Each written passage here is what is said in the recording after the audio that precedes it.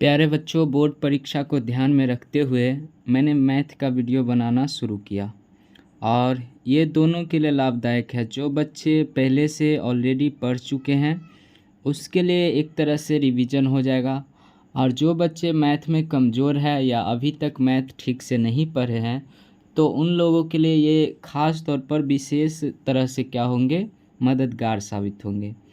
और इससे पिछले वीडियो में मैंने दूसरे चैप्टर को पूरा समाप्त कर लिया था। पहले चैप्टर को, उसके बाद दूसरे चैप्टर को, और आज हम लोग बढ़ते हैं तीसरे चैप्टर की तरफ। चैप्टर का नाम है दो चर वाले रैखिक समीकरण। इसमें से जहाँ जहाँ से क्वेश्चन पूछा जाता है सिर्फ उन्हीं टॉपिक को हम लोग कवर करेंगे, और ये मानकर चलेंगे कि एग्ज़ाम में आपसे क्वेश्चन आसानी से बन जाए, है ना। तो आज हम लोग समझेंगे विलोपन विधि। विलोपन विधि कैसे बनाया जाता है, उसको हल कैसे किया जाता है। सबसे पहले समझ लेते हैं कि दो चर वाले रैखिक समीकरण का मतलब क्या हुआ। तो दो चर वाले रैखिक समीकरण का मतलब हुआ कि वैसा समीकरण जिसमें दो चर हो। जैसे यहाँ पे आप देख सकते हैं एक चर है x और एक चर है y, है ना। और रैखिक समीकरण का मतलब हुआ जिसका घात यानी कि पावर एक हो। तो दोनों में देख सकते हैं पावर एक एक है ना। तो विलोपन विधि से हम किसी भी समीकरण को कैसे हल करते हैं, आइए सीखते हैं। तो सबसे पहले जो क्वेश्चन दिया रहेगा आपको उसको समीकरण में लिख लेना है ना। हल में लिखना है आपको। जो दिया है यहाँ पे दिया है 3x - 5y - 4 बराबर 0। इसको क्या करेंगे, इसको हम अंक वाले को दूसरे तरफ भेज देंगे, है ना। ये -4 है, उधर जाएगा तो 0 के साथ हो जाएगा प्लस, और इस तरह से समीकरण 1 बना लेंगे। ठीक है, अंक वाले को उधर भेजेंगे ताकि आगे सॉल्व करने में किसी प्रकार का कोई दिक्कत ना हो। उसके बाद जो दूसरा समीकरण दिया है वो आपका इस प्रकार से है। फिर से दिया 9x बराबर 2y प्लस में कितना है 7 है।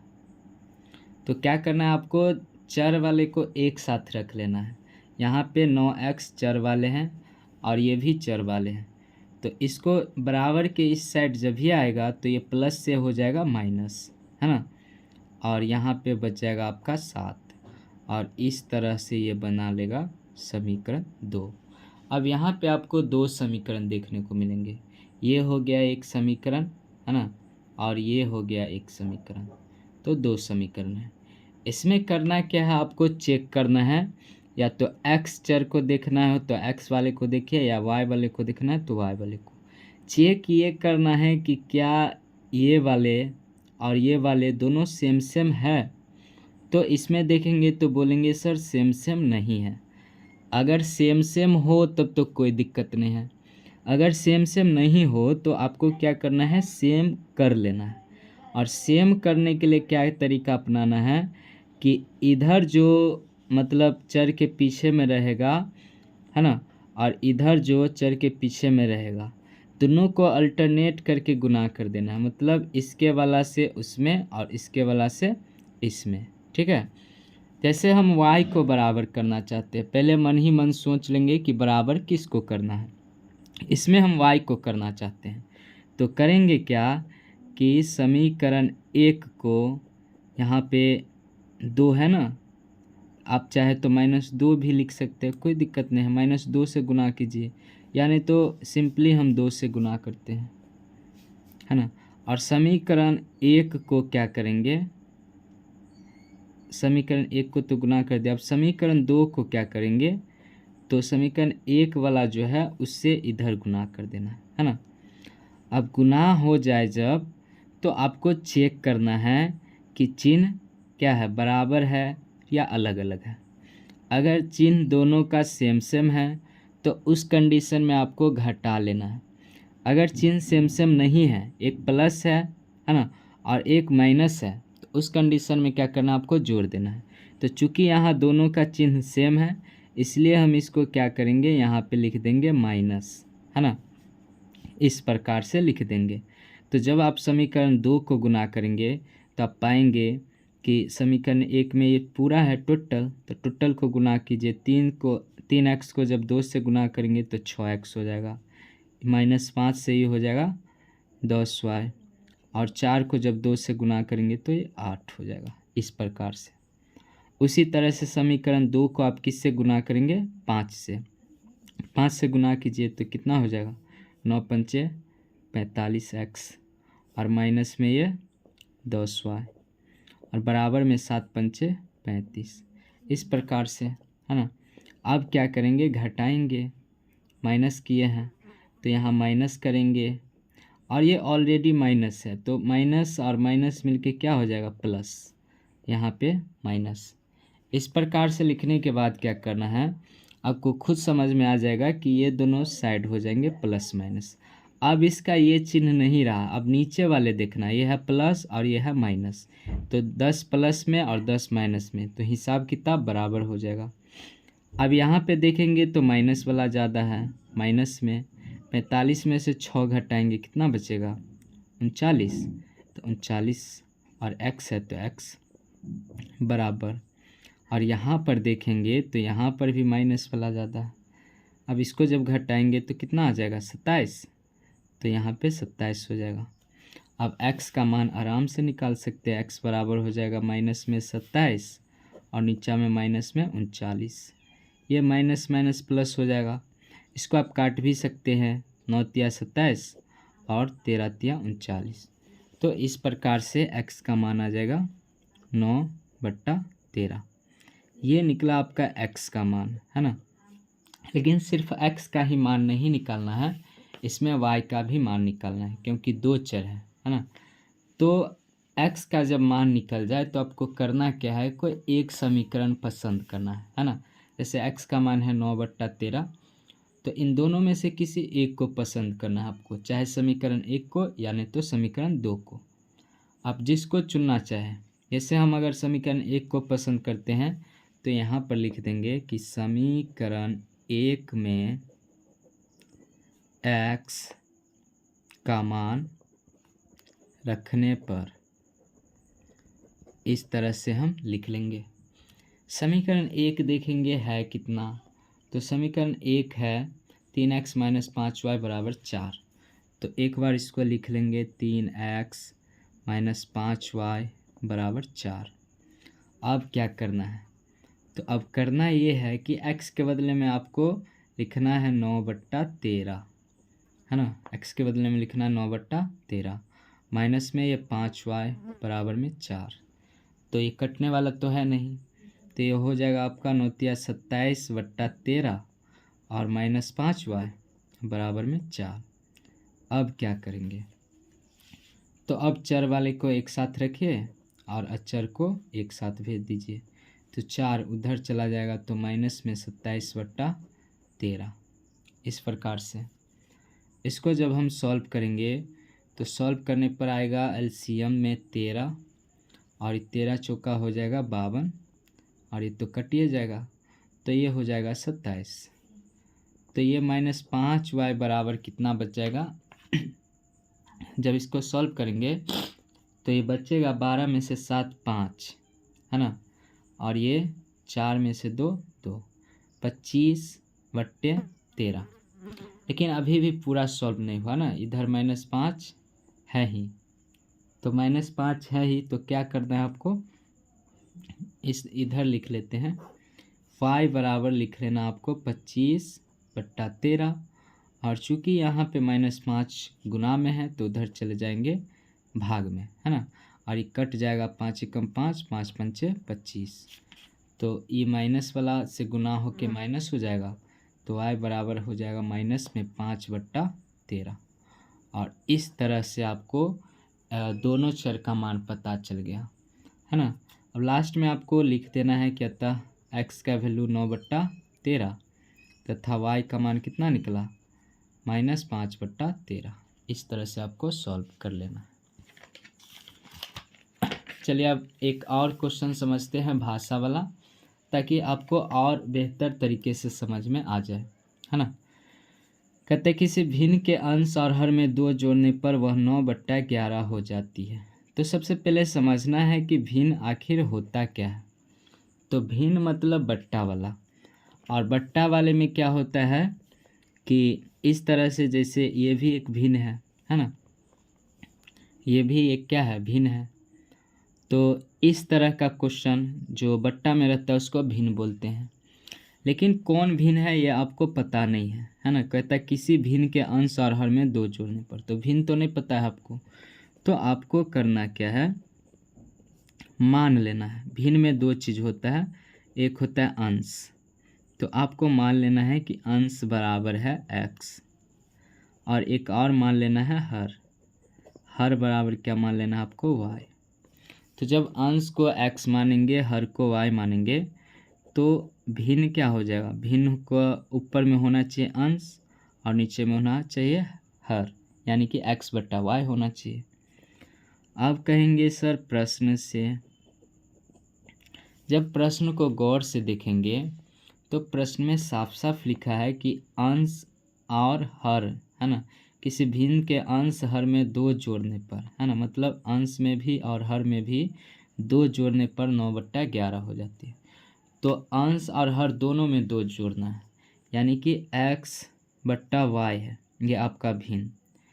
तो इस दोनों में जब 2 जोड़ते हैं तो कितना हो जाता है, 9/11, 9/11 हो जाता है इस तरह से। अब इसको जब हल करेंगे तो पता चलेगा कि ये कोना कोनी गुना आप लोग को आता होगा, 11 एकम 11x प्लस 11 दूना 22, ये हो जाएंगे 9y प्लस 9 दूना 18। इसको सॉल्व करेंगे तो ये 11x और ये माइनस में 9y हो जाएगा 18, और ये प्लस में 22 है, उधर जाएगा तो माइनस में 22। तो 11x माइनस 9y बराबर 22 ज़्यादा है माइनस वाला, तो माइनस में 4 बच जाएगा। ये हो जाएगा आपका समीकरण 1, है ना। फिर से प्रश्न आपको पढ़ना है, यहाँ लिखेंगे फिर प्रश्न से। अब इसके बाद आपको फिर से प्रश्न पढ़ना है। यहाँ तक हमने सॉल्व कर लिया, अब आगे पढ़ेंगे। आगे लिखा है कि यदि अंश और हर दोनों में 3 जोड़ दिया जाए, है ना, इस बार 2 के बदले कितना कर रहा है, 3 जोड़ दिया जाए, तो 5/6 हो जाता है। तो भिन्न अपना वही रहेगा x बट्टा y, लेकिन इस बार चेंज क्या करना है कि दोनों में 3 जोड़ना है, और जब दोनों में 3 जोड़ेंगे तो कहता है कि भिन्न 5/6 हो जाता है, 5/6 के बराबर। सॉल्व करेंगे तो ये आ जाएगा 6x प्लस 6 तिया 18, ये आ जाएगा 5y प्लस 5 तिया 15, है ना। कोना कोनी गुना जब करेंगे तो इस तरह से हो जाएगा ना। अब क्या करना है, चर वाले को एक साथ, तो 6x इधर आएगा माइनस में 5y, 15 प्लस 18 उधर जाएगा तो माइनस 18, 6x माइनस 5y और उधर बच जाएगा माइनस में 3। ये हो जाएगा आपका समीकरण 2, है ना। अब दोनों को गौर से देखिए, तो दोनों को गौर से देख के आपको पता लगाना है कि न तो x वाला ही दोनों बराबर है, न y वाला। तो इसमें भी क्या करना है, आपको पहले बराबर कर लेना है। तो इसमें हम y को अगर बराबर करें तो इसमें 9 है, यानी कि समीकरण 2 वाले को 9 से गुना करना आपको, और इसमें 5 है, यानी कि समीकरण 1 वाले को आपको किससे गुना करना है, 5 से। तो अब इधर सॉल्व कर लेते हैं हम, क्या यहाँ से हम लोग क्या करेंगे, सॉल्व करेंगे। यहाँ पर लिख देंगे कि समीकरण 1 को कितना से गुना करेंगे, 5 से। समीकरण 1 को 5 से गुना करेंगे तो लिख देंगे 5 एवं समीकरण 2 को कितने से गुना करेंगे, तो समीकरण 2 को गुना करेंगे 9 से, देख लीजिए यहाँ, है ना। तो 9 गुना 9 लिखेंगे इस तरह से। अब जब समीकरण 1 को गुना करेंगे 5 से तो ये हो जाएगा 11 पंचे 55x, 9 पंचे 45y, और ये 4 पंचे 20, यानी कि माइनस में 20। जब इसको हम 9 से गुना करेंगे तो ये कितना होगा, 9 6 54, तो यहाँ लिखेंगे हम लोग 54x। फिर इसको गुना करेंगे तो 9 पंचे 45 y, और जब फिर इसको गुना करेंगे तो 9 तिया 27, जो कि माइनस में होगा। इतना करने के बाद है ना, ये बराबर आ गया। ये कटेगा कब? जब हम घटाएंगे, है ना, जब हम इसको क्या करेंगे, घटाएंगे। तो यहाँ भी आप लिख सकते थे, लेकिन वहाँ नहीं लिखे। तो आपको क्या करना है, यहाँ पे मेरे पास जगह का अभाव है, लेकिन आप यहाँ पे छोटा सा लिख लेंगे घटाने पर। तो जब आप घटाएंगे तो 55x में से 54x तो बचेगा 1x, और ये तो कटिए जाएगा, है ना, और प्लस वाला ज़्यादा है, 27 में से 20 जाएगा तो कितना बचेगा, तो x का मान इस तरह से 7 आ जाएगा। अब इस x के मान को किसी एक समीकरण में रखेंगे, चाहे समीकरण 1 में या समीकरण 2 में, जिसमें आपको रखना है रखिए, कोई दिक्कत नहीं है।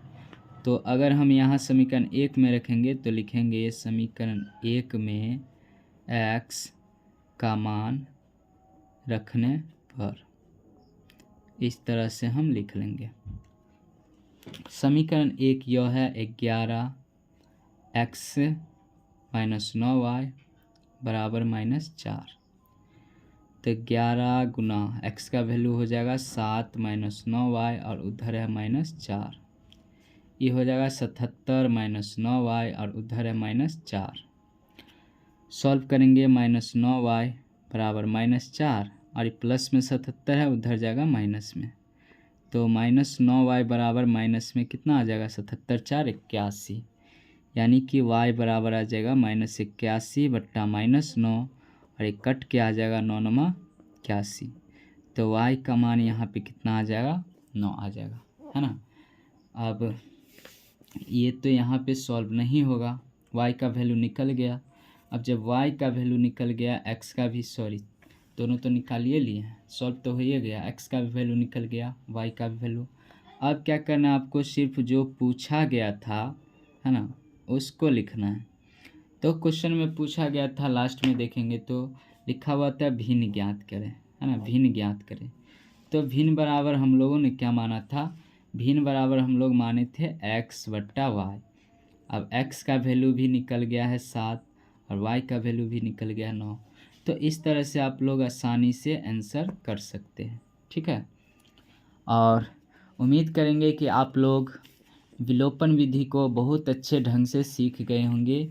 इसी टाइप का जो भी क्वेश्चन आपके बुक में है, मैं बुक से प्रत्येक क्वेश्चन नहीं बताता हूँ, है ना, आप लोग खुद से बना सकते हैं। अगर एक बार समझ गए तो सब बना सकते हैं। फिर भी अगर किसी प्रकार का कोई दिक्कत हो तो आप कमेंट में चैप्टर का नाम और क्वेश्चन नंबर भेजेंगे, तो हम उसको सॉल्व करके वीडियो डाल देंगे, ठीक है। तो उम्मीद करेंगे इनको आप लोग अच्छे से सीख गए होंगे। और कल, है ना, इससे आगे जैसे प्रतिस्थापन विधि है, वज्र गुणन विधि है, तो वो सब हम लोग पढ़ेंगे आगे, ठीक है। तो अगर वीडियो अच्छा लगा हो तो जाते जाते एक प्यारा सा कमेंट कर दीजिएगा, और अगर चैनल पे नए हैं तो सब्सक्राइब कर दीजिएगा, और अपने दोस्तों को शेयर भी कर दीजिएगा। तो फिर से मिलेंगे अगले क्लास में, तब तक के लिए बाय बाय, थैंक यू।